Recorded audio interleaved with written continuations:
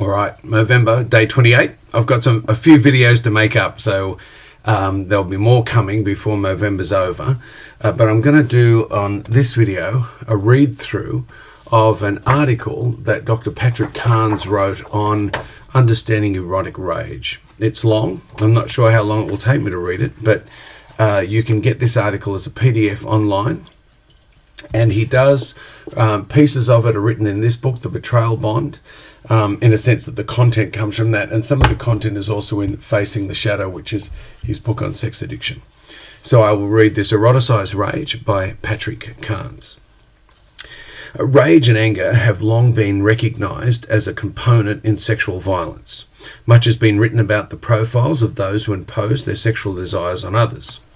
Even more has been written about the cultural dynamics between men and women, of which such violence is but the tip of the iceberg. As women have gained more political and economic power, we also have an emerging clarity about the abuse of women, children, and men. That clarity has resulted in a new accountability that extends into the most powerful circles of our culture. CEOs of business, church leaders, military officers, and even the nation's most powerful political leaders have been held accountable for abusing the less powerful. We are in the midst of an incredible paradigm shift about the use of power and our responsibility to others. Many say that protection of the vulnerable and sexual accountability may result in the most significant change in the history of our species. I believe that this is true. Yet I also believe there is an anger that has been sexualized that is not connected to our larger social drama, or at least tangential to it. There are also forms of victimization based on anger that have never been considered in the larger debate. Anger and rage have many faces in human sexual behavior that have been obscured by their erotic content. We have tried to make sense out of sexual behavior without its affective component. Advances in our understanding of trauma, addiction, neurochemistry, and courtship place a whole new perspective on the role of anger in sex.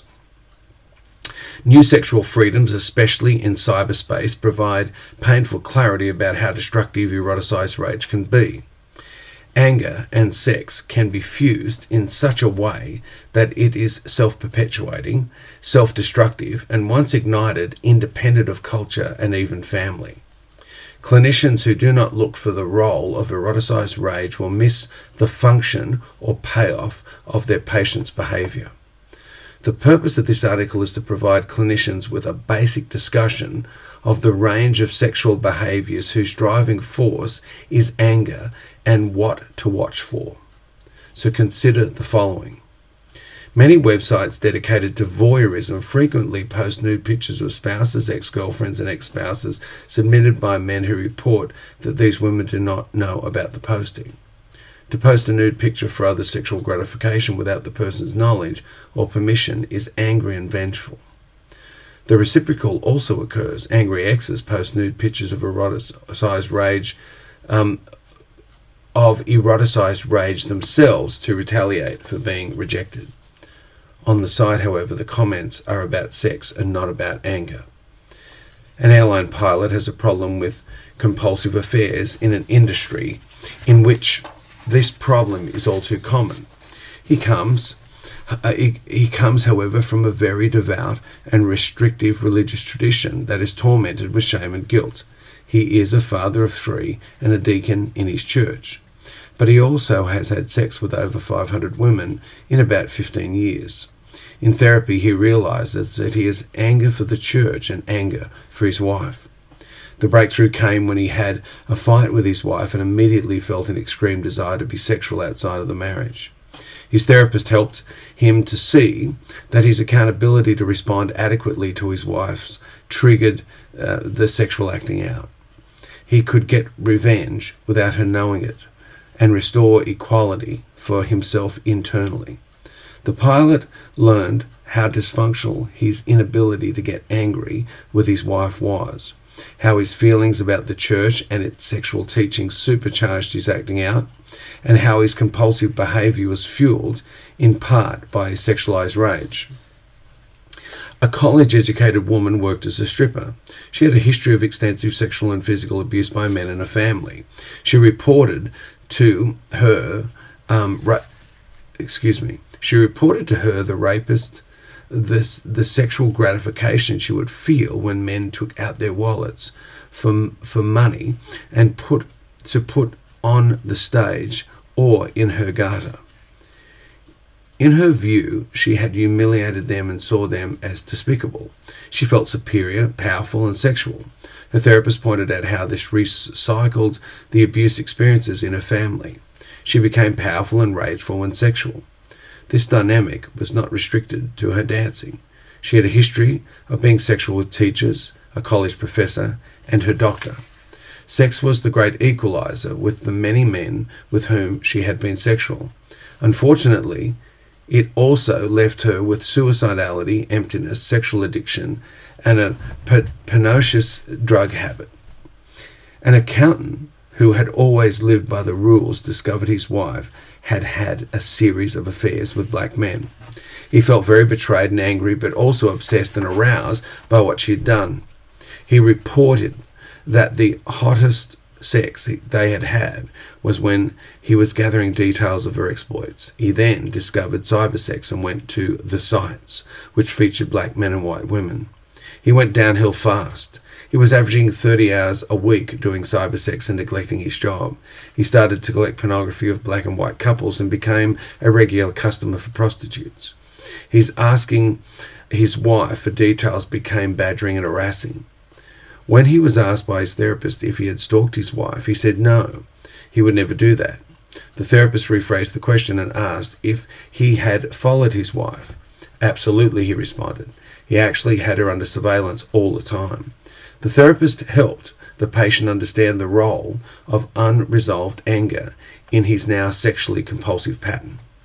In therapy, the wife also admitted that even her selection of black men was about her anger. The wife of a high-profile figure went to a therapist because of her extreme unhappiness and depression. She had been sexually acting out in many ways for over a decade. She reported she had oral sex with male strippers in public. Her husband did not know this, nor about her other activities. But the fact he could learn of it was erotic to her. Her therapist observed that it may have been erotic, but it was also angry. Such a public display was designed to humiliate and embarrass her successful partner. It was as if she was toying with his humiliation while not quite doing it. And then she could obsess about it. Her therapist explained that the perverse part of perversion is also vengeful or defiant anger. In each of these cases, anger and eroticism has become intertwined, or fused. The mechanisms for that are easy to understand. We have to start with understanding the arousal template. Each of us has an arousal template. As we grow up, we incorporate our life experience and our sexual experience with what we are told or learn about sex into a sexual belief system or map. What we learn about relationships and family is also part of that. This template builds on preferences already determined by our genetic code. Whether we like tall or short, blondes or redheads, it is determined by this mix of physiology and learning. It is the guide we use to what is erotic for us. John Money, the famous Johns Hopkins researcher, called this a love map. It is actually more than just a map, however, since it determines decisions in its own right and becomes a template for action. Much of that decision tree remains unconscious. Almost anything can become part of the arousal template. A rural child growing up where there was no running water might have snuck up behind the outhouse to peer in and watch female family members urinate. Curiosity and arousal then becomes connected with urination. As an adult, urination becomes a cue for arousal. Pornography of women urinating or spy cams in restrooms or prostitutes willing to give golden showers all become part of that original scenario or story. Similarly, some men become fascinated as adolescents with girls who smoke. As adults, they seek restaurants or parks near high schools where they can watch girls smoke, or cruise in their car areas where girls smoke. Or if they really want to take a shortcut, they can seek out many websites dedicated to girls smoking. These are not necessarily nude pictures. It is the smoking itself combined with the age of the woman, young, that has become eroticized. Similarly, many cybersex addicts report that even picking up a keyboard or listening to the sounds of a modem connecting becomes sexual. As objects, situations or scenarios become eroticized, so do feelings. In many basic psychology courses in college, students learn of experiments that showed people who were more attractive when the subject perceived fear or risk, either to themselves or to that person. Fear and risk is a well-documented neurochemical escalator in the sexual experience, and so is pain. Many trauma victims of violent sexual abuse as children report that as adults they are unable to be orgasmic unless a man is hurting them. I have had many trauma clients tell me that they could not even masturbate unless they put astringent or abrasive material in their vagina. They could not even stimulate themselves without the pain. Consider the very successful scientist who told of a violent childhood. He can remember his father battering his mother so badly he could hear her body hit the wall in the next room. He would masturbate to comfort himself in his anxiety. He also had a problem wetting the bed and defecating in his night clothes until he was 6. As an adult, he found fear erotic, and any kind of fear. He would seek high-risk sexual compulsiveness, and his own feces in urine was highly arousing. To use the clinical term coprophilia hardly captures the full picture of what happened to this man. Behind what many may call perverse is a traumatized child. In the same fashion, anger becomes eroticized. First, anger occurs in situations of high risk and fear. Anger adds intensity to the sexual experience and becomes a neurochemical escalator as fear does. Secondly, anger is often core to the scenarios, stories, and beliefs embedded in the arousal template.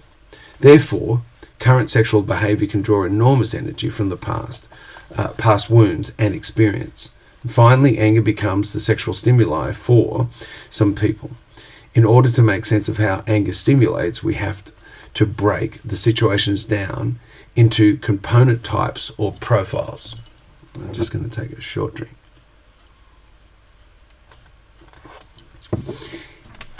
In this profile, sex is used to restore power in some way. In the case above, where the husband could not deal with conflict with his spouse, he restored his sense of self by acting out in a way in which she could not control. It is as though he keeps a secret account and he returns to parity when he adds the secret account to the public account. His self-talk is about deserving the sex because he is so misunderstood, or she deserves what he does because her behavior is so bad, except she never finds out. The possibility that she might find out makes the behavior's value almost as good as if he had done it in front of her. We're also talking about an intimacy disorder. The inability to be intimate is part of the problem. The above example resulted in the sexually compulsive behavior of the sex addict. Addiction is often the solution to an intimacy deficit. Achieving parity in this way is one of the most common profiles of eroticized rage. Coincidentally, it is also one of the most common causes for affairs. In a sense, it parallels what object relation theorists have pointed to when aspects of relationships or sex become objectified so that people can complete themselves. The object becomes the piece that was missing. The result is to end up equal to the other or more likely superior. Consider the story of Tammy. Her father was clearly a sex addict and frequently did sexually inappropriate things in public, which embarrassed Tammy as she grew up. He also did highly inappropriate things at home, such as walking around in the nude. He had many affairs and sexually abused Tammy's 3 sisters. Therein started the problem. Tammy was like many siblings of abused children, asking herself why he had not approached her. He did like the look of her body and often commented about her sexual development. Tammy would deliberately take showers in her father's bathroom so he would have the opportunity to observe her, even though she had a bathroom for her own use. Tammy grew into a statuesque, beautiful woman. When she was 17, she was caught shoplifting clothes. The shopkeeper pulled her into a back room and told her she could keep the clothes if she would show him her breasts. She did, and he pleasured himself. She left with the clothes and a very unique feeling. She felt he had betrayed his vulnerability. Sex had reversed the situation. She was no longer the desperate teenager about to be turned into the police by the authority. In her eyes, the power figure had become pathetic and disgusting. Moreover, exhibiting her body was very sexually arousing and satisfying to her. And she had the clothes. This scenario was repeated over and over again in various forms. As a high-powered advertising executive, she kept accounts where on several occasions she was asked to have sex by a client. She would have relationships with men who were often older, men who were powerful and unattractive, but she would feel in control because of their sexual desperation. For a while, she was engaged to a man who was much older and weighed 300 pounds.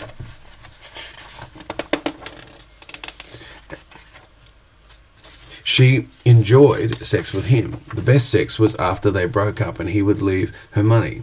Watching a man take money out of his wallet was very erotic for her. She knew she had won at that point. Tammy would drive down the freeway with her dress hiked up to expose her genitals and her blouse open to expose her breasts. She would pull up next to trucks and feel a great pleasure when truckers would pull their air horn cords in approval. When Tammy got into recovery for alcoholism, she was extremely sexually active with men she met in AA meetings. The list goes on. Suffice to say, she was out of control and, with time, became suicidal. In treatment, Tammy admitted that she had several standing arrangements with the owners of prestigious clothing stores on fashionable Rodeo Drive in Hollywood. She could pick out the clothes she wanted if she would strip for the merchants. They would pleasure themselves and she would walk away feeling superior.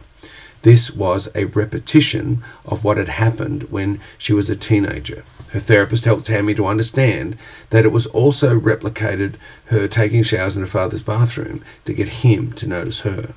Tammy admitted that the clothing store where she loved to do this was around the corner from her father's upscale apartment. Something about his proximity made her sexually acting out more compelling. It was then that she confessed to actually having sex with a man in her father's bed on the night of one of his weddings. Clinicians will note that Tammy is classic. Her behavior replicates the way she was abused as a child. Bessel van der Kolk and others have described this as repetition compulsion or addiction to the trauma. This sexually compulsive behavior provides a rush based on an arousal template she evolved in trying to work through her own relationship with her father. Note further, however, the completion of self and the cycle of her affect. Tammy was desperate for her father's approval, however she could get it. She was angry about his treatment of her and despised how he behaved. Getting his attention and feeling she was better than him by exposing him for what he was created the internal dynamic and payoff. When Tammy finally understood all this, she was able to arrest her compulsive cycles. She also realized that while on the surface she looked like a victim used by men, there was a deeper part that now was operative, wherein she was the predator. This part was fed by her anger and hatred of men. Sexualized anger can be used in an attempt to restore a sense of self. Usually this involves some form of abuse of power. In studies of women and sex addiction, this power dynamic and the propping up of self is frequently noticed. Sex offender literature notes parallels for offenders who attempt to compensate for self, replicate childhood abuse, and have rage for women that comes out sexually. Throughout this discussion, I am trying to set aside the larger issues of oppression of women and children. I think they are critical issues of our time, yet I wish to show the mechanisms separate separate these from critical cultural issues. The point is that sexualized anger becomes a vehicle for our patients to feel better about themselves by creating a new parody using sex. Humiliation, vengeance, and retaliation. The reader will notice that the examples used so far involve some humiliation or revenge. The attempt to restore the self driven by sexualized rage may extend to diminishing someone. This may mean diminishing the sexual partner, as with the merchants to whom Tammy felt superior, or the stripper feeling disgust for the men who tipped her. Remember that in both of these cases they felt superior and intensely sexual. It may result in diminishing the marital partner, as with the woman performing public oral sex, or in Tammy's case, it may be the humiliating the father or getting to him somehow, as in despoiling his bed on his wedding night. Posting a nude picture of your ex-wife for all to see without their permission has a sexual component and a vengeance component. Usually when sexualized rage becomes vengeance, the issues are deep and profound. Consider this next example. When Louise was 16, she became pregnant and gave up her son for adoption. Unknown to her, her son Sam was raised in a physically abusive home. He became a drug addict and went through several cycles of rehab. When he was 33 years old, he conducted a search for his birth mother. Louise was thrilled to have contact with her son. She was in a second marriage of 16 years and had raised 2 children. She had settled into a middle-class, orderly life and had somewhat a matronly appearance. She still had many unresolved feelings about giving up her son for adoption. Louise went to visit her son while he was on in an extended care facility.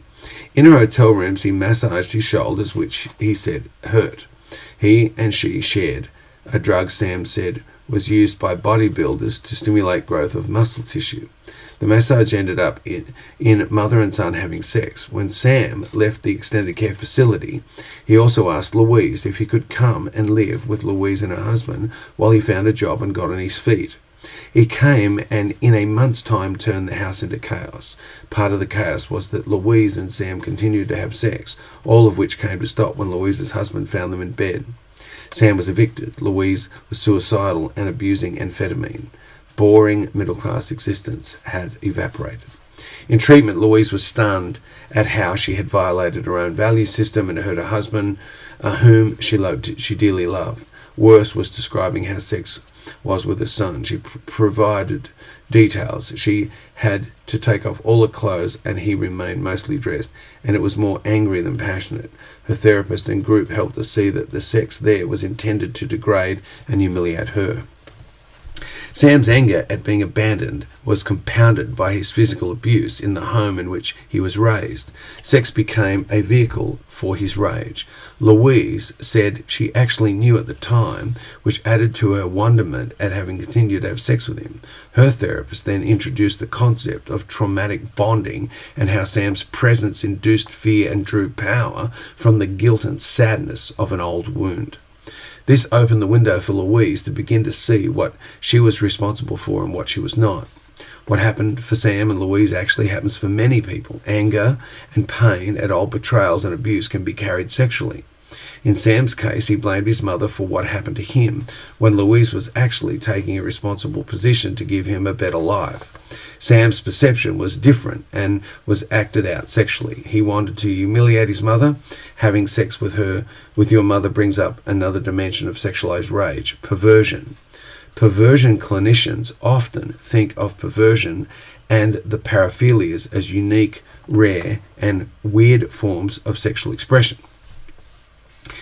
In that sense, the clinicians are much like the general public.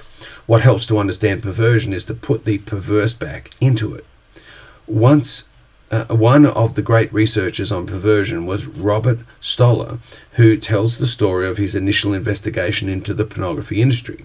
Every pornography producer he interviewed said that if pornography were legal and had widespread approval, they would never have bothered to do it.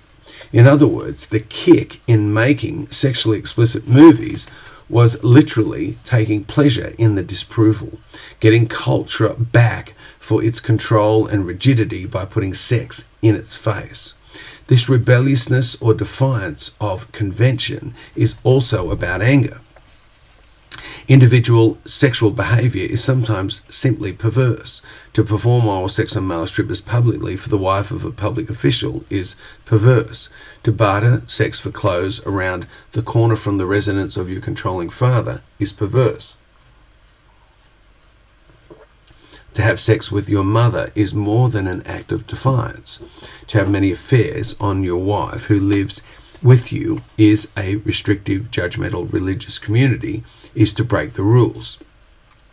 This perversity also sends a message about conventions, control, and relationships. Notice, however, that perversity is often a private joke.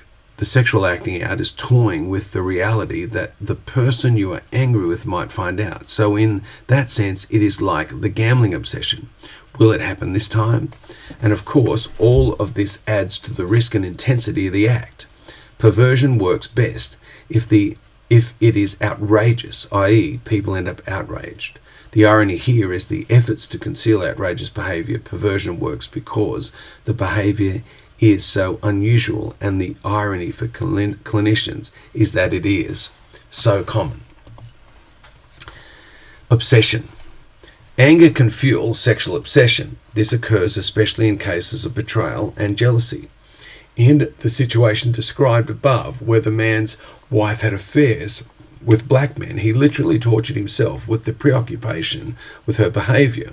This obsession was intensely sexual and overtly hostile. That evolved into stalking behaviour is very common. In obsessive anger, the rules get suspended. The stalker is justified because they kept building the case against the betraying person. In sex addiction, this stalking is justified for both addicts and co-addicts.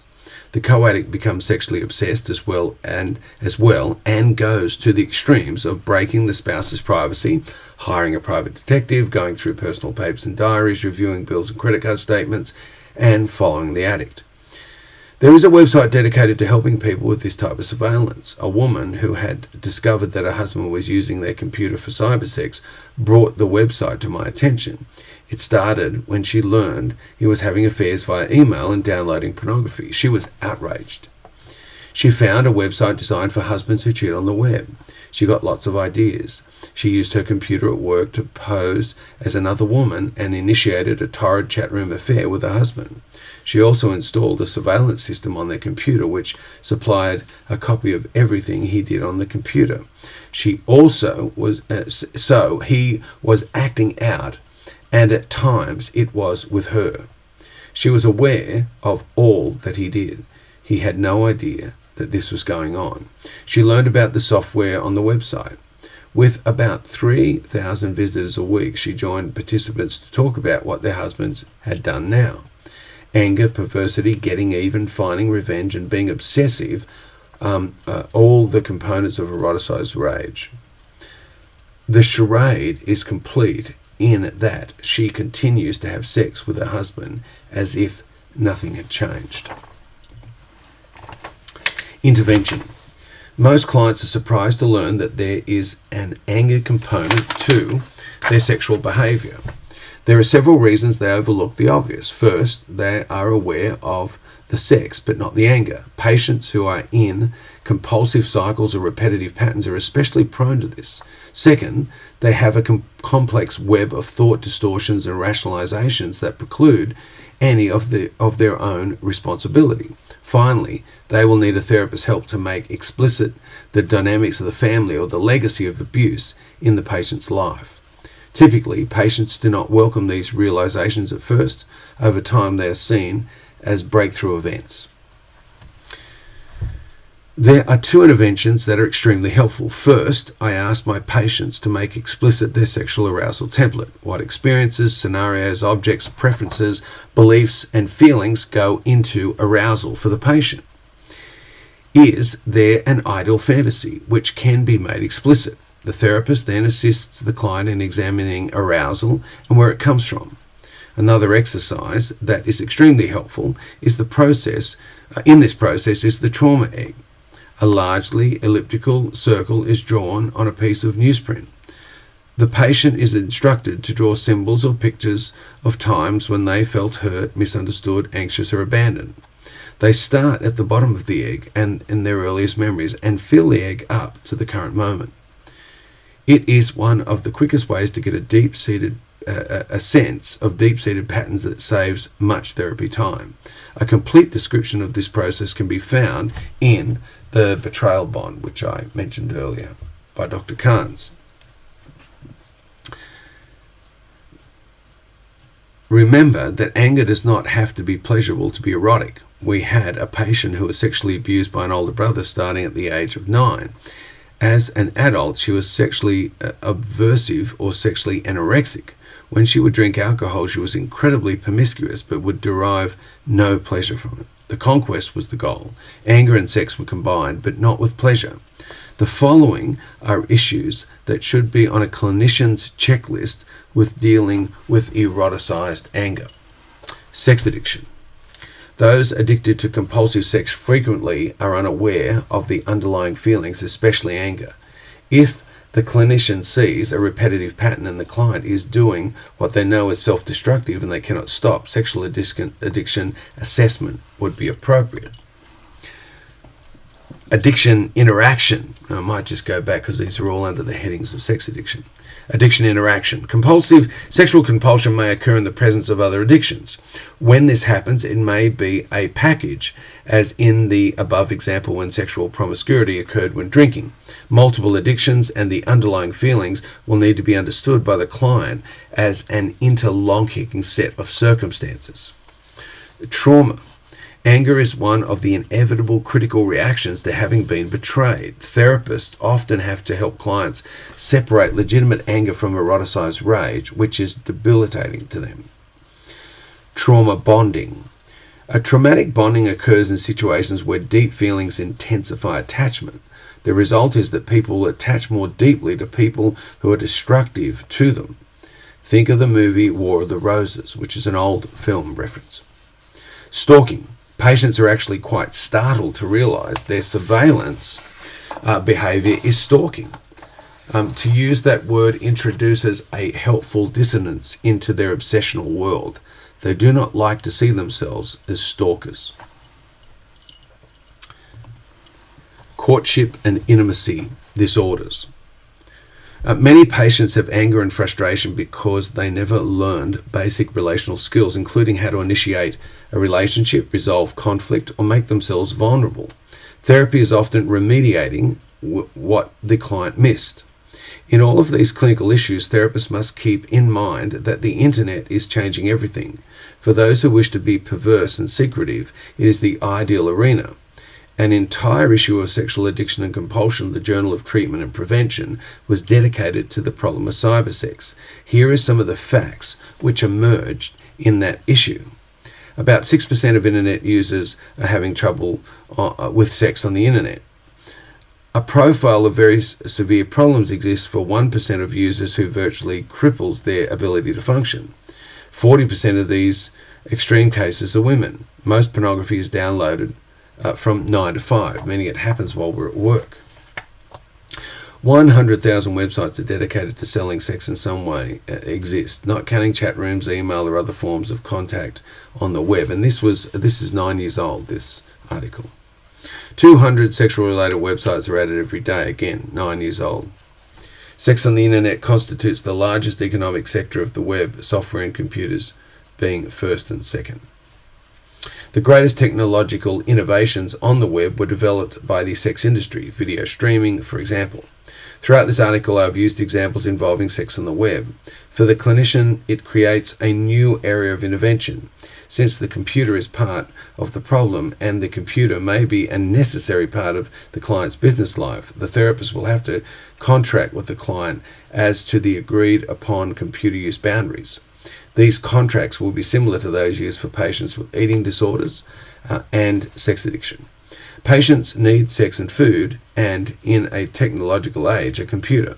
Patients agree to what they will and will not do, what they will avoid, and what they are working towards. In other words, just as a patient would have a food plan or a sex plan, there would be a plan about computer use and sex. This will also require some extended discussions with your client about what goes into healthy sexuality on the net or off, which brings us back to understanding when anger becomes eroticized.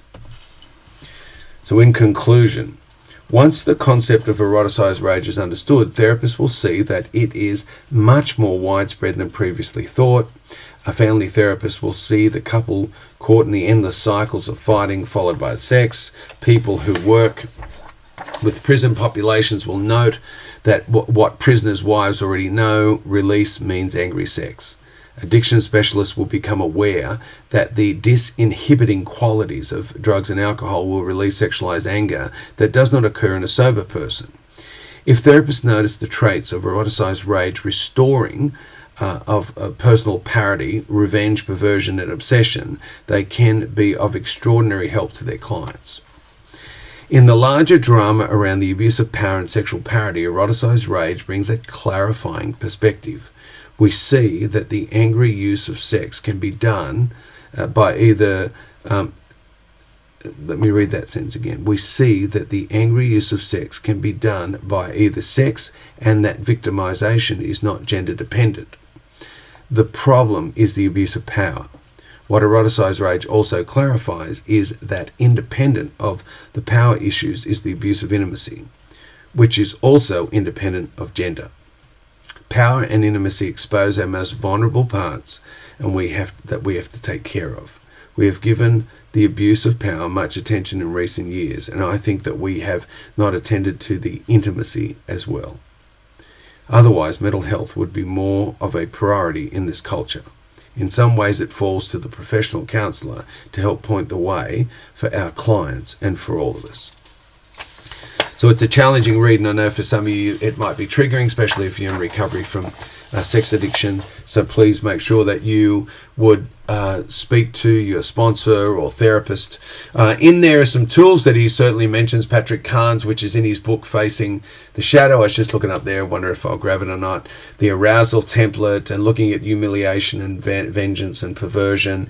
The courtship rituals and courtship gone awry is another tool, is one of his tasks. So Carnes certainly in this article is sort of alluding to a whole bunch of stuff that he's created, tools for therapists, especially therapists like myself that are certified sex addiction therapists, to help clients address. So if this was useful, please, by all means, this is a hard read, this book, but if you have been, it's Breaking Free from Exploitative Relationships. It looks at trauma bonding like no other book that I know. So please look that up. If this has triggered your sex addiction recovery questions, then referring to Out of the Shadow or Facing the Shadow by Patrick Carnes will help deepen your understanding of that courtship, erotic rage, humiliation, vengeance, and perversion. All of that can be found there. So to finish tonight, this is still Movember. We're at day 28. In the next couple of days, I'm going to make some makeup videos. Please, if you can, donate. That would be wonderful. And you can find all the other videos and the connection to the YouTube page and my Movember page through my Steve Stokes Counselling and Consulting website. With that, I will say goodnight and look forward to doing another video tomorrow.